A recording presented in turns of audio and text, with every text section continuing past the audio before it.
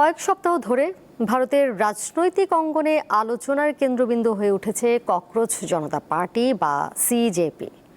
সামাজিক যোগাযোগ মাধ্যমে এই ব্যতিক্রমী রাজনৈতিক উদ্যোগকে কেউ দেখছেন প্রচলিত রাজনৈতিক দলগুলোর বিকল্প হিসেবে, আবার কেউ করছেন সমালোচনা।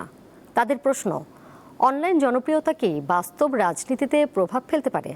এসব বিষয় নিয়ে নিউজরুম থেকে জানাচ্ছেন আন্তর্জাতিক ডেস্কের সহকর্মী সাইফুর রহমান শিশির।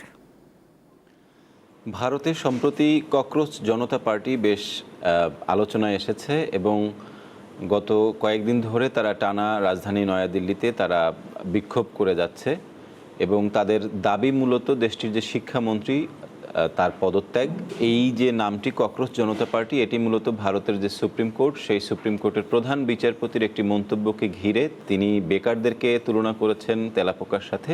সেখান থেকেই তারা এই ককরোচ নামটি নিয়েছে এবং ইনস্টাগ্রামে তাদের একটি প্রোফাইল খোলা হয়, পেজ খোলা হয়, সেখান থেকে তাদের যাত্রাটা শুরু। এই সংগঠনের যিনি প্রতিষ্ঠাতা অভিজিৎ দীপকে, তিনি আগেই বলেছেন যে এটি আসলে সামাজিক যোগাযোগ মাধ্যমের মধ্যে সীমাবদ্ধ থাকবে না, বরং এটি আসলে খুব শিগগিরই রাজপথে নিয়ে আসা হবে। এবং শুরুতে যেটি দেখা গেছে যে অসংখ্য সমর্থন, ফ্যান ফলোয়ার এই প্ল্যাটফর্মটি পেয়েছে। 2,20,00,000-এর মতন ফলোয়ার এই ককরোচ জনতা পার্টির পেজে হয়েছে। তবে আমরা যদি খেয়াল করি যে তরুণ যারা রয়েছে, বিশেষ করে 18 থেকে 20-22 বছরের মধ্যে যারা রয়েছে, সেরকম তরুণদের সংখ্যাই এই প্ল্যাটফর্মে বেশি। ভারতের সরকারের জন্য এটি একটি হয়তো বড় চ্যালেঞ্জ হিসেবে তারা দেখছে। সে কারণে নানান ধরনের বাধা দেয়া, তাদেরকে যে সমাবেশ স্থলে পানি প্রবেশ আটকে দেয়া কিংবা বিদ্যুৎ সংযোগ বিচ্ছিন্ন করে দেয়া, এই ধরনের কিছু পদক্ষেপ সরকারের পক্ষ থেকে নেওয়া হয়েছে যাতে এই আন্দোলনটি খুব বেশি আগাতে না পারে। তারা আসলে কয়েকটি বিষয় নিয়ে কথা বলছে,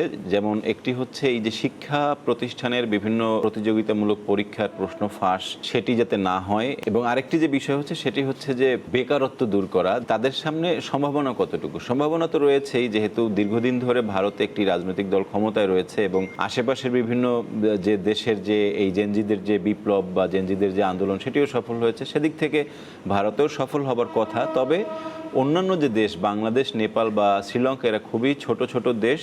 ভারত তার তুলনায় অনেক বড়। ভারতের এবং প্রত্যেকটা প্রদেশে আলাদা আলাদা রাজনীতি, সে কারণে সেখানে সহসাই কোনো কিছু করাটা একটু চ্যালেঞ্জিং। আরেকটি যে বিষয় হচ্ছে ভোটারদের কাছে পৌঁছানো, প্রত্যেকটা প্রদেশে যে সেখানে শক্তিশালী রাজনৈতিক ইউনিট গঠন করা কিংবা ইনস্টাগ্রামের ফলোয়ারদেরকে ভোটার বানানো, এটি আসলে অত্যন্ত কঠিন কাজ। অনেকেই মনে করেন যে আসলে সামাজিক যোগাযোগ মাধ্যমের একটি যে হুজুগ বা একটি যে হোক্স কাজ করে, এটি হয়তো সেরকমই একটি বিষয় এবং সময়ের সাথে সাথে এটি হয়তো বিলীন হয়ে যাবে।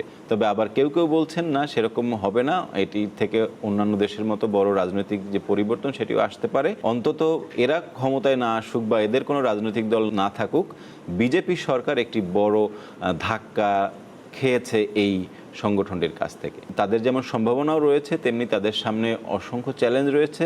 সব মিলিয়ে কি হয় সেটির জন্য আসলে আমাদের সামনের দিনে চোখ রাখতে হবে।